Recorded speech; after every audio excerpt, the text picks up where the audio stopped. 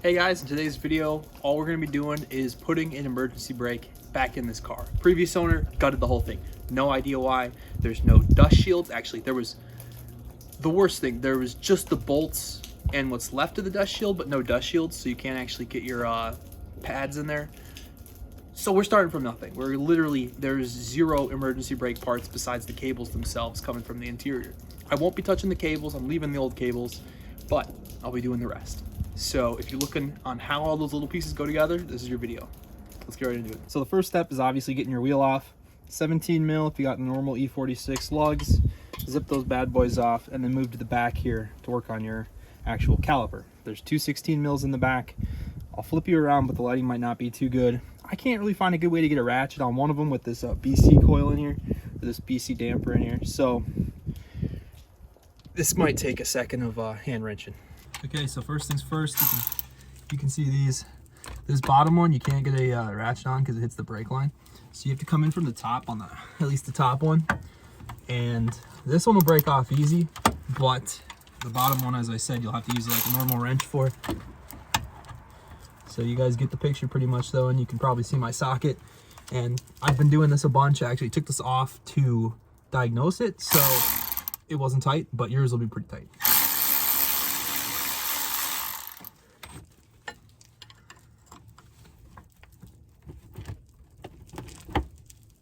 Maybe I tightened it too much.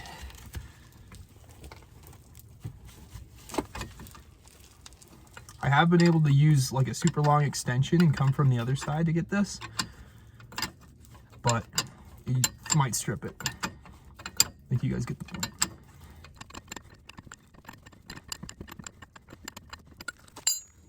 And I like to use a jack stand. I just have a ton of them, rather than zip tying it and wasting two zip ties, because you know we're on a budget here. Just use a jack stand to support the brake caliper itself, and honestly you can let it dangle, but why not? Why not you support it, you know?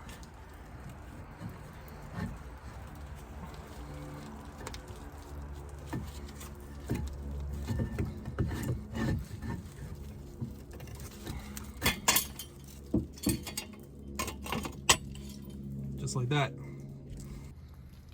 That's what it looks like from the front. Just got it chilling on there. Shouldn't move. And now to take off that Allen, pop this rotor off. 6 mil. Obviously yours is gonna be harder, but you guys can see we got nothing left. Previously I came in and took these off, and that was a complete struggle. I'll show you actually my specialty tool I made. So to get those very low profile ones down there off, you use your normal 16 mil like socket, not the deep one, and then I welded together this out of a broken extension. The detent was broken, so I didn't have any use for it, so I just cut it and welded it and made a super short little tool. If you have a breaker bar that size, maybe that'll work. But I put that on the bolt itself, and then took a wedge and wedged between the back of this face here to put forward pressure on the very shallow head bolt. I'll go get that to show you guys how tiny this thing is. Yeah, but look at that, guys. It is very small head, so it was very hard to get a grab on. So I'm only gonna put one of these back on just because they're so horrible. But you're able to get them off if you can actually get a tool in there. So I found myself rounding it out with wrenches because the 12 point rather than the 6 point. But if I use a 6 point socket with a little custom of a tool here, and then wedge, as I said, a tool in here to keep forward pressure on it so it doesn't back off like that, it actually they broke free pretty easy. But hopefully you're not in the rust area. All right, so I had to purchase new dust shields because, as I said, the other ones were cooked, and we're gonna get this one in here, and I'm not gonna be taking any of that garbage off, so we're gonna get to cutting. There's a nice little groove I cut on the other one that worked pretty well, and I'm gonna redo it here, so you purists, you might want to look away.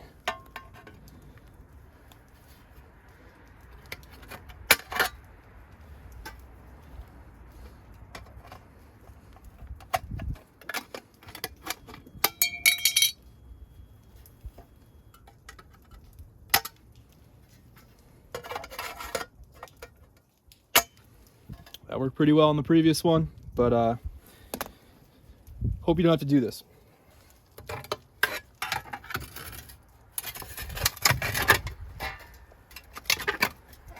All right, there we go. And I will show you guys, this previous one was in rough shape. It didn't have any of the provisions left at all. So this thing was completely, as I said, it's gone. And I'm not gonna worry about busting that nut off and restaking it. So next thing, get your 2 bolts in here, and I'm gonna put 1 in there, but you guys can do whatever. Okay, so I have my little M6s. I actually have a bolt kit, and I know these are black ox. You probably want to use zinc if you're buying new stuff, but I got a bolt kit. So these are like M6x1s that are about 12 mil long, I think is the smallest I have. And the ones that come out are much shorter than this, but these actually don't bottom out.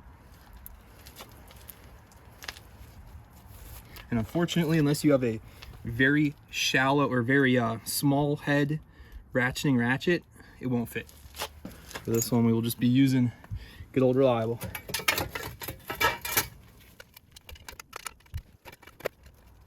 I cleaned up all these threads too when I was waiting on parts.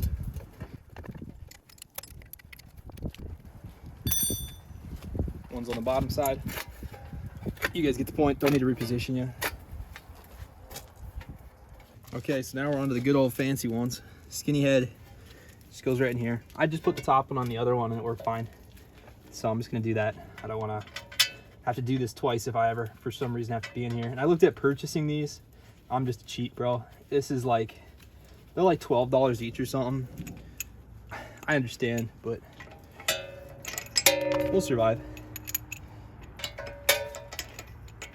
I guess I could be using my normal wrench here, but this gets a pretty good purchase on it. Here, I'll show you what, so this is like normal 16 for now. I mean, for this tightening purposes, probably work good. But you can see it's skipping over those 12 teeth. If you're one of those perfectionist types, you can buy the new bolts.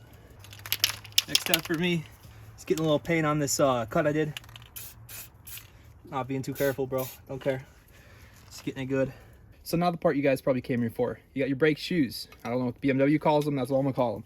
You have 2 different size springs, small one and a big one, and 2 more springs. These post guys, this actual tensioner, and then this for the pre-adjustment. Here's all the parts. If I were you, I'd pull up a BMW schematic. So first step, in my opinion, is to get these guys mounted to the actual dust shield. So all you do, you get this guy, you get one of those axial springs, and the part with the small notch goes to the actual, the part that actuates from the handle, and the fat part goes to the adjuster here. So I'll show you guys what that looks like. So the adjuster is always on like this back side here versus where the tensioner would be. So you just take these, push them through here, and then you'll push them through the dust shield and then twist them 90 degrees. So they're kind of hard to get. I don't want to be touching that wet paint the whole time, but what I like to do is just fiddle with them for a whole bunch of time and then just toast them by hand in there. You could use the Allen key if you want, but now we're in a good spot. You can see it's kind of just chilling there. Next one, doing this all in real time here with you guys. Take the other one, make sure it's going that same way. I don't know if these have a direction. I'd assume they don't.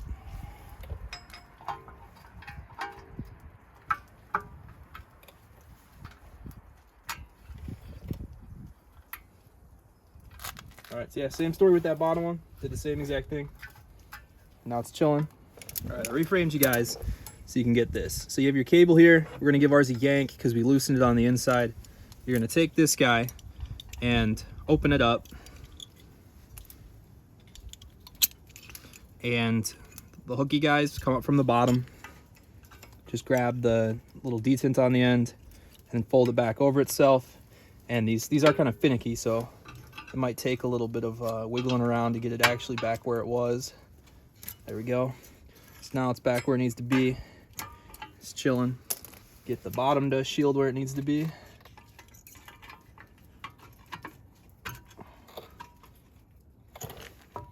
All right, I think they're both good, but we need a spring here to pull these guys in. So it'll end up being something like that. Now we can move back to the other side to get this guy on. I'm pretty sure this guy goes in like this, drops around the other way, goes in here. Not too hard. Everything's a little tight, but it'll get much tighter when you put those springs in. And that's the next step. Everybody knows for the most part, you just use a spring, a flathead and some pliers just to get it in. This one, it's easier to put the bottom one in. And then put your spring in your opposite side hand on this side. Pull the good old spring right up.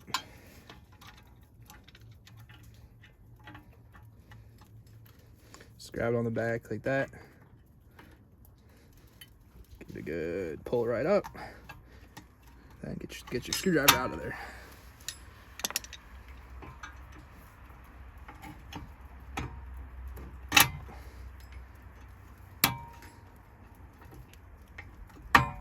And there you go. You can see the spring also doubles as a like a positive detent. Look at the spring on the other side. Bigger one goes on the that side. Smaller one goes on that side. I'm gonna do the same exact thing like I did on that side, but I have to slip the spring down through there, hook the bottom, and then use the screwdriver to tension it back over the top. All right, so we got our bottom in. Bring the screwdriver around, grab it, pull it, pull it, pull it, and use the pliers to kind of sear it. And just like that, there you go. Next step is to make sure you get your tension right. Actually, now you've test fit your rotor. Hope it fits, or else your pads are goofed up.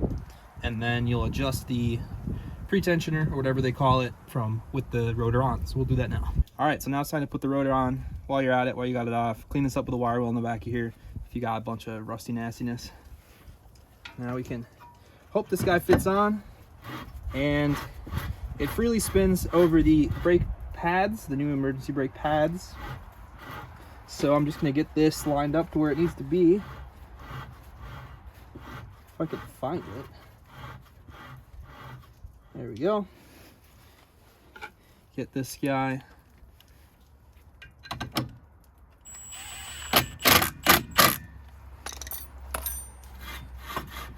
And now for the fancy part. You're gonna reach up through here and actuate that. So I'll take it back off to show you guys, but how that works is you actually reach through the hole and expand it or contract it. And other videos probably do a decent job of explaining this, but you reach through here and then this will be able to actually be articulated through there. So I think actually in this case, you have to go this way maybe? That's correct, yep. So in this case, you're going down. On the other side, you're actually going up. I know that. So on the passenger side, you're gonna be folding this guy down to tighten it. And I had to go a decent way on the other side. So I imagine I have to go more than that, so this should still fit. Maybe not. It's pretty snug on there.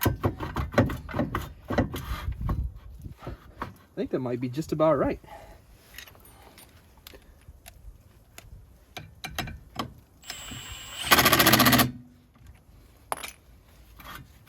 Yeah, I might be able to dial that back a bit. So you'll look through the actual hole here and be able to see the teeth on that guy. It's not that hard to see if you let your eye focus on it, and then just twist it the way you want. There we go, got the teeth in visual. And then we'll go up because we know that's loose in this case. Oh yeah.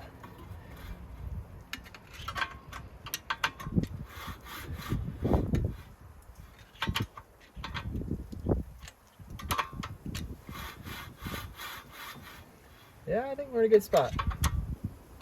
You can obviously adjust this later, but that's pretty much all it was. Now we just gotta put this guy back on, and we're good to go.